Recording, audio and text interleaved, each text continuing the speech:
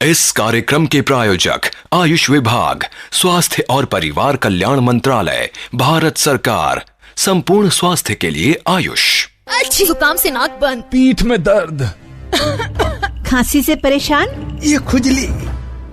जब तबीयत हो खराब तो देश की पारंपरिक चिकित्सा पद्धतियां दें बेजोड़ जवाब। होम्योपैथी, आयुर्वेद, यूनानी, सिद्ध।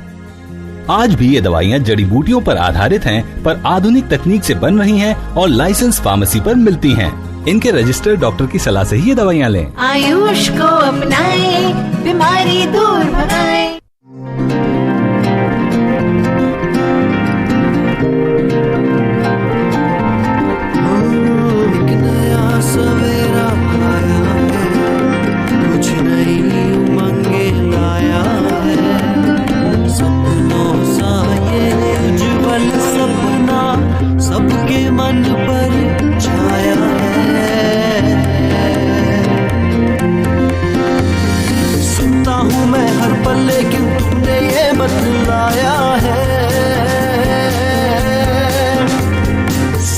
कोई दिशा नहीं पर समझ की सुंदर काया है।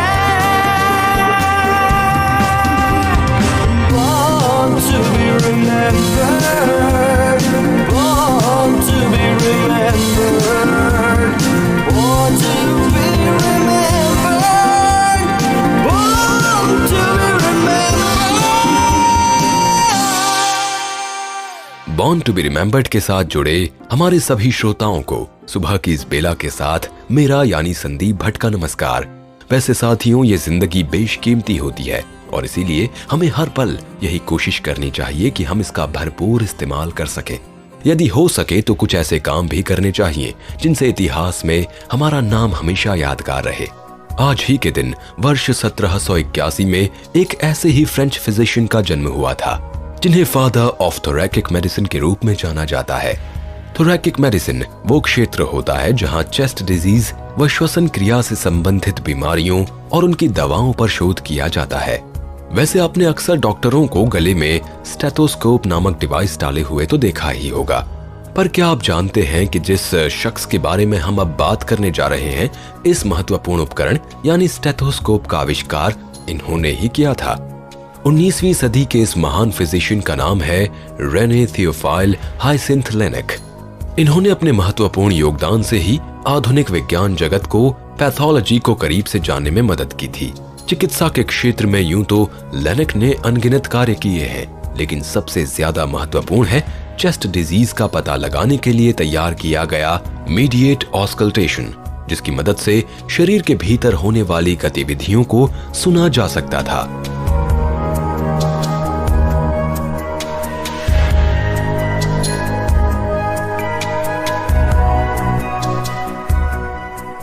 जिस वक्त लेनेक अपने मरीजों को डायग्नोज करने की कोशिश करते थे, वो उनके साथ एक लंबा समय बिताते थे और शायद इसी वजह से इन्होंने निमोनिया व ट्यूबरकुलोसिस जैसी कई रोगों के बारे में जानकारी एकत्र कर ली, जिन पर इनसे पहले किसी ने भी ध्यान नहीं दिया था, जबकि ये बीमारियां बहुत पहले से ही लोगों के बीच मौजूद थीं। इन्होंने अपने 45 साल के छोटे से ही सही लेकिन पूरे करियर में जिस लगन व मेहनत का परिचय दिया था, वो किसी मायने में भुलाया नहीं जा सकता। लेनेक ने बॉडी टिश्यूज में पाए जाने वाले ट्यूमर्स का पता लगाने के साथ साथ अपनी सभी खोजों को प्रकाशित किया व उनकी जानकारी अपने व्याख्यानों के जरिए दूसरों तक पहुंचाई भी। The stethoscope was invented in 1816 by Frenchman René Laennec. Before this, doctors listened to the noises made by organs by placing an ear against the patient's body. Laennec was examining an obese young woman and felt it would not be appropriate to put his ear against her bare chest to listen to her heartbeat. So he listened through a rolled-up newspaper instead, which prompted his idea that consisted of a single wooden tube and is known today as the monaural stethoscope.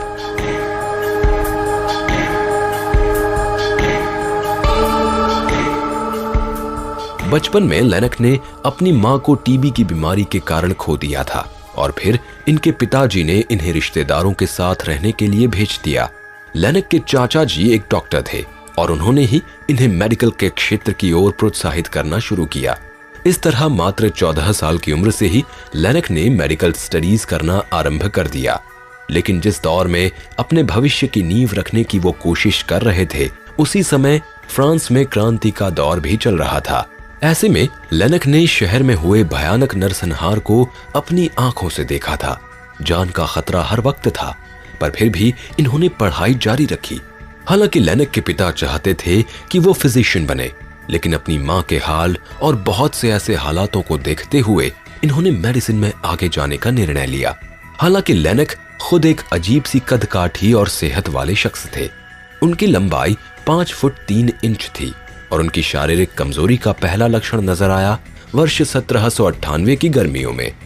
इस वक्त लेनक की उम्र 17 साल थी और इन्हें लंबे समय तक बुखार ने जकड़ लिया था। बुखार के साथ इन्हें सांस लेने में भी तकलीफ रहती थी। खैर, कुछ महीनों में उनकी सेहत सामान्य हुई और इसके बाद इन्होंने अलग अलग जगहों पर नौकरी करना शुरू कर दिया। इस दौरान लेनक ने फ्रांस के सिविल वॉर में घायल हुए लोगों का इलाज करने की जिम्मेदारी भी निभाई।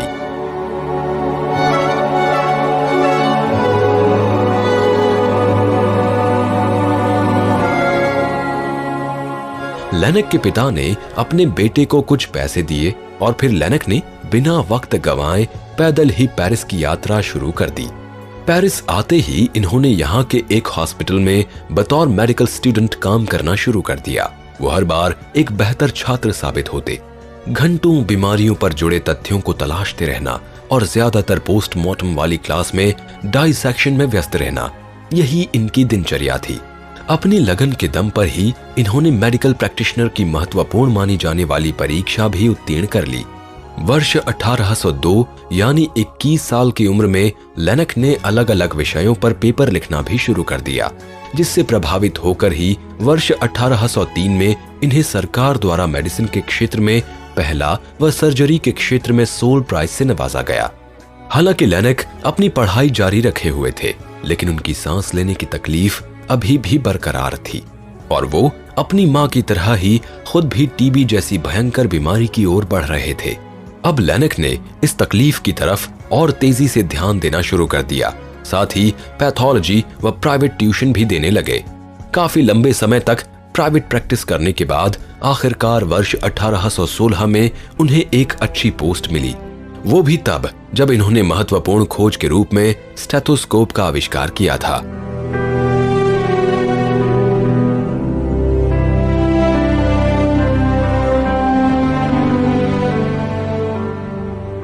अपने उपकरण को इन्होंने ये नाम इसलिए दिया क्योंकि ग्रीक भाषा में स्टेथो का मतलब होता है चेस्ट और स्कोप का मतलब होता है ऑब्जर्वर। अपने करियर में तमाम उतार चढ़ावों को झेलने के बाद वर्ष 1821 में लेनक को सोल प्रोफेसर ऑफ मेडिसिन व फ्रांस कॉलेज में रॉयल लेक्चरर का स्थान दिया गया। वर्ष 1823 में इन्हें एकेडमी ऑफ मेडिसिन का फुल मेंबर और वर्ष 1824 में नाइट ऑफ द लीजन से सम्मानित किया गया। 20 अप्रैल वर्ष 1826 को लेनक द्वारा खोजे गए स्टेथोस्कोप की मदद से ही पता चला कि इन्हें छाती में भयंकर संक्रमण है और वो टीबी की चरम सीमा पर पहुंच चुके हैं।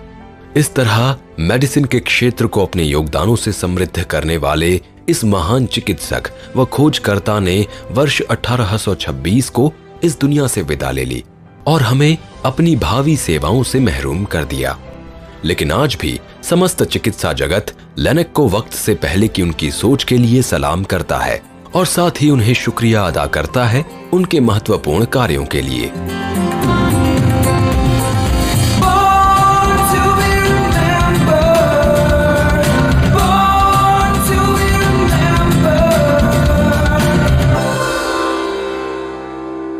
आमला के गुण देखो, मैं आमला हूँ। विटामिन सी का मैं भंडार हूँ, मैं रखता ऐसे स्ट्रॉन्ग हूँ। खांसी जुकाम मिटाना मेरा काम, दांतों और मसूड़ों को भी रखता हूँ स्वस्थ और स्ट्रॉन्ग। काले लंबे बाल है मुझसे, पाचन शक्ति बढ़ाता हूँ। रोज एक आंवला खाने से हेल्थ हमेशा बरकरार रहे, चाहे जैसे भी खाए आंवला के गुण गाए। आंवला के गुण देखो। माइकल जॉर्डन अमेरिकी बास्केटबॉल टीम का वो नाम है जिनका मात्र नाम ही विरोधी टीमों के लिए काफी हुआ करता था। उनका जन्म आज ही के दिन 1963 में न्यूयॉर्क के ब्रुकलिन शहर में हुआ था। 1981 में जॉर्डन ने चैपल हिल स्थित नॉर्थ कैरोलिना विश्वविद्यालय में अपना नामांकन करवाया। ये वही समय था जहां से वो अपनी स्कूल टीम के अहम खिलाड़ी बन गए। 1982 में उनकी टीम ने NCCA डिवीजन चैंपियनशिप जीत ली। जॉर्ज टाउन विश्वविद्यालय को फाइनल मैच में हराने का श्रेय जॉर्डन को ही जाता है, क्योंकि फाइनल में जॉर्डन ने अपनी टीम के लिए ही आखिरी पॉइंट बनाया था। 1983-84 में वो NCCA college player of the year भी चुने गए। 1984 की गर्मियों में उन्होंने अपना पहला ओलंपिक खेल खेला, जो कि लॉस एंजलिस में हुआ था। पूरी टीम के खेल की वजह से उनकी टीम ने उस साल इस स्पर्धा का स्वर्ण पदक अपने नाम किया।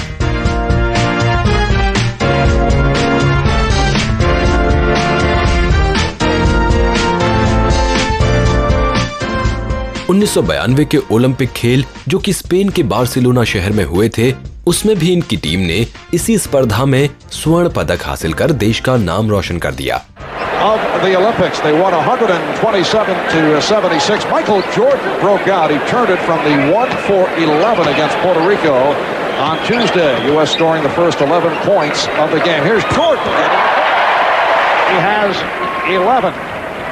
And the U.S. is up by 19. Oh, Jordan lost his man. He was able to beat Petrovic. Well, when your point guard is 6'9" and looks... Second half, Michael leading the way now with 18, and the United States has a 74-53 advantage. 14-20 remaining.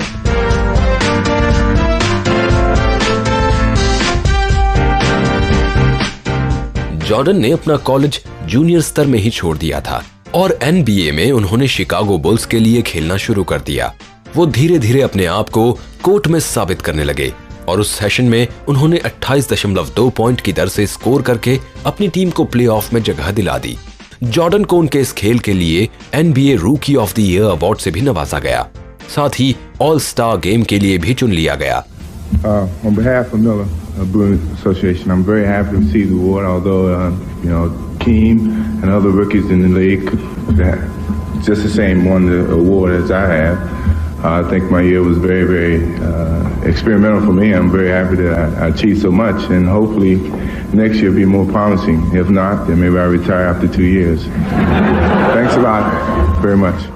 Wilt Chamberlain के बाद वो ऐसे पहले खिलाड़ी हो गए जिन्होंने एक सेशन में 3000 से ज्यादा का स्कोर किया था। इस सेशन में ही NBA ने इन्हें पहली बार मोस्ट वैल्यूएबल प्लेयर अवार्ड के लिए चुना। 1991, 92, 96 और 98 तक ये पुरस्कार उनको बार बार मिलता रहा। 1980 के बाद वो शिकागो बुल्स की जीत के नायक बनकर उभरने लगे और अपनी टीम की जीत के अहम हिस्सेदार बनते चले गए। 1990 में जॉर्डन के खेल की वजह से शिकागो बुल्स ने अपना पहला NBA टूर्नामेंट भी जीत लिया।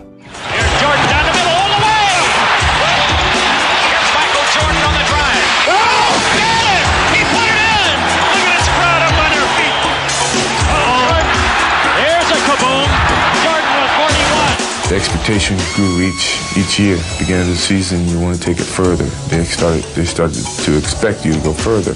On this team, as a leader, is a utility man. Step in and plug in the holes wherever we're lacking something. Jordan को कोर्ट में उनकी तेजी और फुर्ती के लिए जाना जाता रहा है और साथ ही उनकी नेतृत्व क्षमता के लिए भी। 1992 में शिकागो बुल्स ने पोर्टलैंड ट्रेल ब्लेजर्स को फाइनल में हराकर अपना दूसरा NBA टूर्नामेंट भी जीत लिया। दूसरा NBA टूर्नामेंट जीतने के बाद अब शिकागो बुल्स ने तीसरी चैंपियनशिप की जीत के लिए अपनी तैयारी शुरू कर दी थी, लेकिन इस दौरान जॉर्डन चाहकर भी टीम के साथ जुड़ नहीं पा रहे थे, क्योंकि उनके दिमाग में बहुत सी दूसरी बातें चल रही थीं और इन्हीं सब के चलते उन्होंने बास्केटबॉल से संन्यास लेकर बेसबॉल खेलने का निर्णय ले लिया। ये निर्णय उन्होंने ऐसे समय में लिया जब वो अपने पिता को भी खो चुके थे।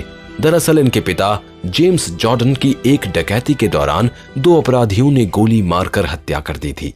When my father died, I had him for 32 years. I was very lucky. I looked at it as being lucky, not as being disappointed that he wasn't around anymore. I was lucky that he was there when I needed him, that he could influence my life to look at situations that I use to help make my decisions to this day. Some kids never have that. Sure, I would love to have him now, but people are put on this earth for a reason, and you utilize the time that you're here. You never know when that's going to be taken away from you. That's one thing he taught me. But while he's here or while they're here, they should make an impact on someone's life. And he made an impact on my life. The third championship, my father kept kind of hinting towards me playing baseball. Stop playing basketball. Why don't you give your baseball a shot? Because that's what he actually got me started playing. When I was 6 years old, I played baseball, and he felt that I could play baseball and do it with the same conviction and attitude that I played basketball. Jordan के इस निर्णय को कोई भी समझ नहीं पा रहा था, यहाँ तक कि खुद जॉर्डन भी अपने इस निर्णय पर टिके नहीं रह सके और वर्ष 1995 में वो एक बार फिर से बास्केटबॉल कोर्ट में लौट आए। अपनी वापसी का आगाज इन्होंने शिकागो बुल्स को 1995-96 सत्र में सिएटल सॉनिक्स पर जीत दर्ज करा के दिया। वैसे इसी साल जॉर्डन ने एक अन्य क्षेत्र को भी समृद्ध किया और यह क्षेत्र था फिल्मी पर्दा। इन्होंने वर्ष 1996 में आई फिल्म स्पेस जैम में 2 एनिमेटेड किरदारों के साथ मुख्य भूमिका निभाई थी। Look, I want to help, but I haven't played basketball in a long time. My timing's all off. We'll fix your timing. Look at our facilities. We've got hoops. We got weights. We've got balls. Whoa! Dude, this place is a mess. Mess? You're worried about a little mess? There's nothing here a little spit shine wouldn't fix. Spit shine! वर्ष 1997-98 में एक बार फिर से खेल से संन्यास लेने के बाद इन्होंने वॉशिंगटन विजार्ड्स के बास्केटबॉल ऑपरेशंस में बतौर अध्यक्ष ज्वाइन किया, लेकिन ये खेल प्रेमी फिर से अपने आप को रोक नहीं सका और वर्ष 2001 में कोर्ट में खेलने के लिए पहुंच गया। विजार्ड्स के 2 सत्र खेलने के बाद इस खेल में इन्होंने अपनी महारत दुनिया के समक्ष पेश कर दी। अप्रैल 2009 में माइकल जॉर्डन को बास्केटबॉल खेल जगत के प्रतिष्ठित पुरस्कार Naismith memorial basketball hall of fame से नवाजा गया और इस मौके पर जॉर्डन ने कहा कि ये पुरस्कार मिलने का मतलब है कि अब बास्केटबॉल कोर्ट में मेरा करियर पूरी तरह से ओवर हो गया है, इसीलिए अब मैं चाहकर भी यहाँ नजर नहीं आ सकता। आज जॉर्डन कोर्ट से भले ही दूर हों, लेकिन उनका बड़ा बेटा उनके खेल की परंपरा को आगे बढ़ा रहा है। साथ ही जॉर्डन खुद भी इस खेल से जुड़ी संस्थाओं के साथ जुड़े हुए हैं। इसके अलावा वो बहुत सी व्यापारिक संस्थाएं भी चला रहे हैं और चैरिटी के साथ साथ हर साल गोल्फ इवेंट का आयोजन भी करते हैं। आज हमारी पूरी टीम बास्केटबॉल की दुनिया के इस रोशन सितारे को उनके जन्मदिन पर शुभकामनाएं देती है।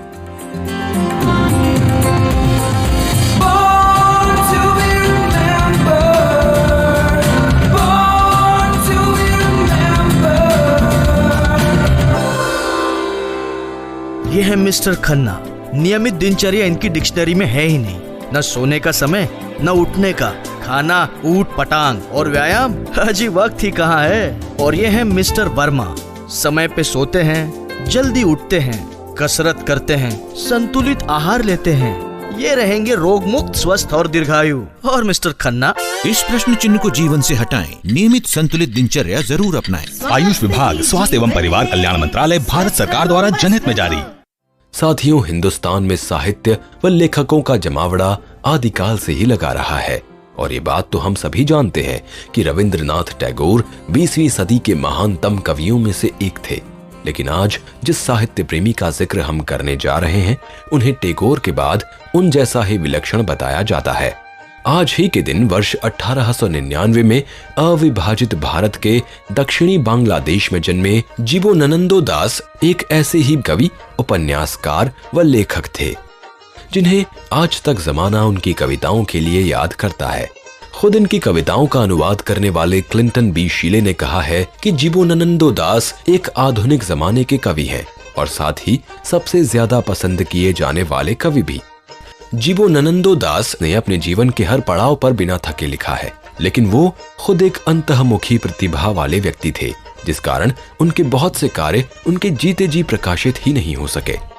इनके जीवन काल में इनकी कविताओं के मात्र 7 अंक ही प्रकाशित हुए थे, जबकि उन्होंने बहुत से उपन्यास और लघु कथाएं भी लिखी थी और इस तरह उनका जो साहित्य उस वक्त प्रकाशित नहीं हो पाया, उसे अब तक प्रकाशित किया जा रहा है। जीवनानंद जी के पिता एक स्कूल मास्टर थे और साथ ही ब्रह्म समाज की पत्रिका ब्रह्मबाड़ी के संस्थापक, संपादक एवं प्रकाशक भी, जबकि इनकी मां एक कवयित्री थी। जीवनानंद अपने माँ बाप के सबसे बड़े बेटे थे। अपने बचपन में जीवनानंद दास काफी ज्यादा बीमार पड़ गए थे, यहाँ तक कि उनके माँ बाप दोनों ही उनके जीवन को लेकर चिंतित थे। जीवनानंदो दास की मां ने उन्हें लखनऊ, आगरा, हर बड़े शहर के अस्पताल में ले जाकर दिखाया और तब जाकर इनके जीवन पर आए संकट को दूर किया जा सका। वर्ष 1908 में जब ये 8 वर्ष के हुए तब इनका दाखिला पास के एक स्कूल में 5वें दर्जे में करवाया गया, जबकि इसके पहले तक इनकी शिक्षा दीक्षा घर पर ही हुई। स्कूल लाइफ के बाद ये अपना गांव छोड़कर ब्रिटिश राज के सबसे बड़े शहर कोलकाता आ गए और वर्ष 1919 में यहीं से अंग्रेजी साहित्य में BA ऑनर्स की डिग्री पूरी की। यही वो साल भी था साथियों जब इनकी पहली कविता जनरल ब्रह्मवाड़ी के बैशाख नामक अंक में प्रकाशित हुई थी। इस कविता को नाम दिया गया था बोर्शो अभोन, जिसका मतलब होता है नए साल के आने की आहट। लेकिन इस कविता में लेखक का नाम श्री दिया गया था और इस तरह साल के अंत में मैगजीन के अंक में श्री के पूरे नाम जीवनानंदो दास को सभी के समक्ष पेश किया गया। वर्ष 1921 में MA पूरा करने के बाद इन्होंने लॉ पढ़ना भी शुरू कर दिया, लेकिन परीक्षा के कुछ ही दिन पहले वो एक बार फिर से बीमार पड़ गए।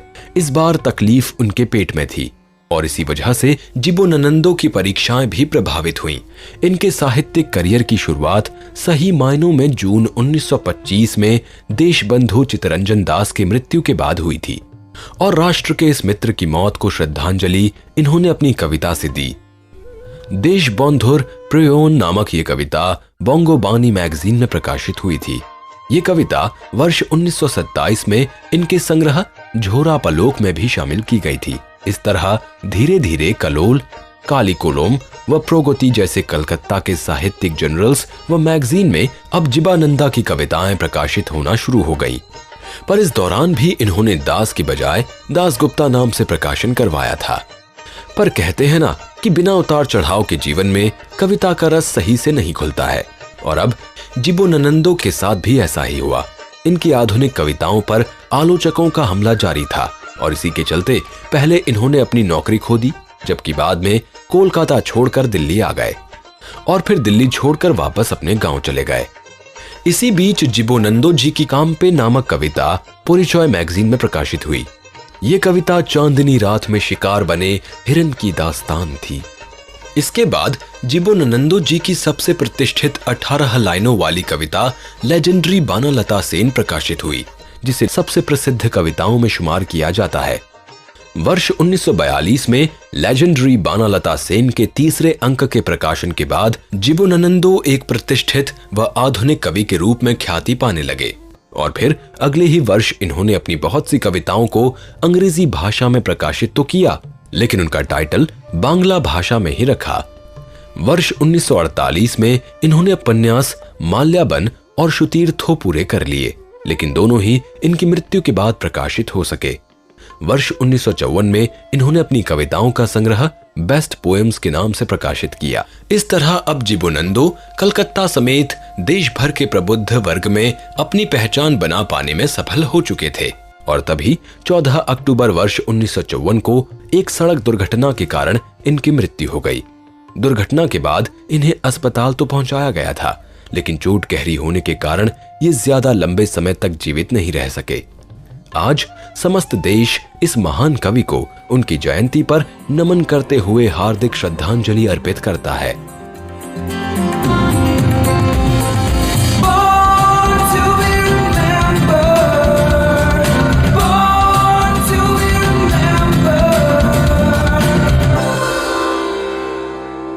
तो श्रोताओं, यहीं पर समाप्त करते हैं आज का हमारा सफर, लेकिन जाने से पहले आज का सवाल तो सुनते जाइए।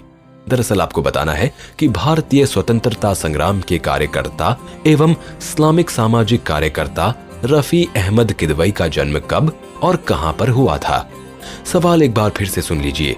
भारतीय स्वतंत्रता संग्राम के कार्यकर्ता एवं इस्लामिक सामाजिक कार्यकर्ता रफी अहमद किदवई का जन्म कब और कहां हुआ था।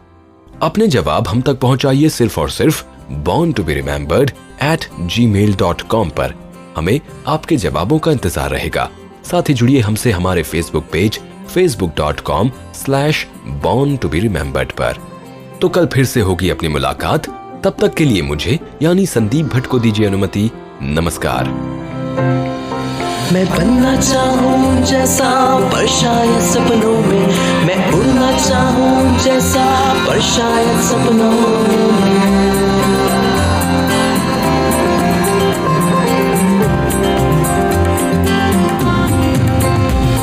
सपनों की है उड़ान, काटे बदले फूल समान, रोक न पाए वो मुझको मुट्ठी में मेरी है आसमान। Born to be remembered, born to be remembered। इस कार्यक्रम के प्रस्तुतकर्ता हैं अभिषेक लकड़ा, सह प्रस्तुतकर्ता कोपल ठाकुर, आलेख प्रियंका तिवारी, शोध एवं विकास अभिषेक शर्मा, कार्यकारी निर्माता जैनेन्द्र सिंह। अंतर्राष्ट्रीय बाजार में आयुर्वेद, सिद्धा और यूनानी हर्बल प्रोडक्ट्स की बड़ी मांग है। अगर हम उन मानकों पर खरे न उतरे तो हमारे जैसे व्यापारियों के लिए रिस्क भी बड़ा है। इन सब मुद्दों का ख्याल रखेगा BCS वॉलंटरी सर्टिफिकेशन स्कीम। उत्पादक अपने हर्बल प्रोडक्ट्स के लिए गुणवत्ता की ये निशानी पा सकते हैं। आयुष प्रीमियम मार्क उत्पादन WHO द्वारा निर्धारित गुड मैन्युफैक्चरिंग प्रैक्टिसेस यानी GMP के अनुसार BCS यानी सुनिश्चित और सुरक्षित व्यापार। इस कार्यक्रम के प्रायोजक आयुष विभाग, स्वास्थ्य और परिवार कल्याण मंत्रालय, भारत सरकार, संपूर्ण स्वास्थ्य के लिए आयुष।